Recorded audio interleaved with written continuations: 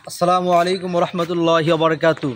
আপনারা দেখতে পাচ্ছেন আমরা টাঙ্গাইল দিলদুয়ার সেই ঐতিহ্যবাহী পুরাতন মসজিদে ঘুরতে এসেছি।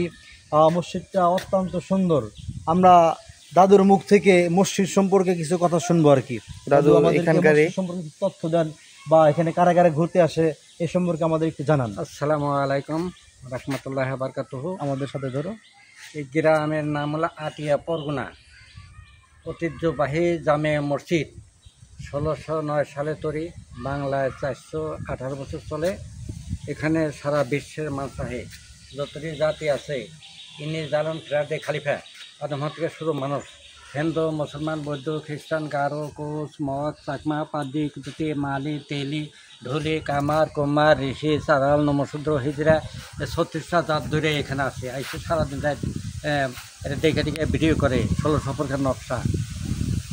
আচ্ছা, দিলদুয়ার জেলা টাঙ্গাইল।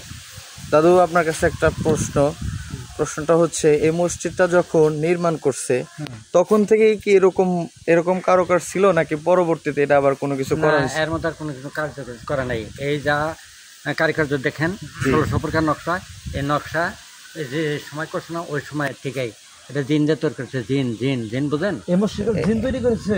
ওই যে জিন ওখানে যায় আল্লাহ যে দেখতেন কি ব্যাপারে আপনি। আচ্ছা, এখানে জিন আছে, আমরা একটু দেখি।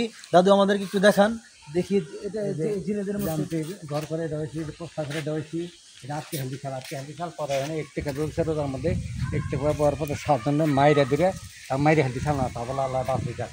আর 1000 মানুষ আমার ব্যক্তি আমার মারবেন গিয়ে যে তুমি মানা করে চালু দিন দেবেন। তো আপনি এই মসজিদের কি মানে কোনো দায়িত্বে বা না, আগে কিছু করছি নামাজি করছি, এখন করি না, কারণ এখন শিক্ষিত বেশি। আমরা যাতে নামাজ পড়েছি।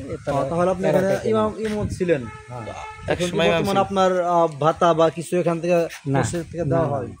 তো এখন যে সরকারি ইমাম সাহেব আছে উনি কি মানে যদি এখান থেকে মারা যায় বা রিটায়ার্ড হয় তাহলে কি বেতন পাবে? হ্যাঁ, না বেতন পাবে না। এখানে যে বেতনটা আছে ধরছে 18,000 টাকা বেতন ধরছে, আর মদিন সাহেবের 16,000 টাকা বেতন ধরছে। তো এই বেতন নাগাদি শেষ। মনে বলে 35,000 টাকা ইমাম সাহেব বেতন। না না না না, এখন আর বলেছে। তো আমরা একটু জিনদের বাসা দেখবো, আসেন দাদু। মাজার আছে, এটা কবর আটকে না। মাজার কোথায়?